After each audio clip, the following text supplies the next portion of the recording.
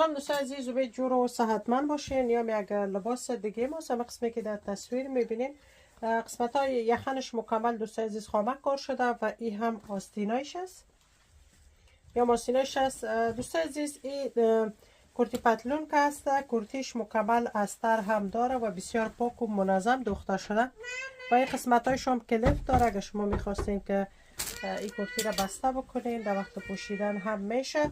یه برای خودش پتلون داره دوستان عزیز که این هم پتلونش قسمت کمرش عین دیزاین لباسش کار شده، یخنش و این قسمتش هم یک زنجیر کار شده که در وقت پوشیدن شما را اذیت نمیکنه و این قسمتش هم مکمل دوستان عزیز میبینین زیگزاگ است و لباس پاک و منظم دوخته شده.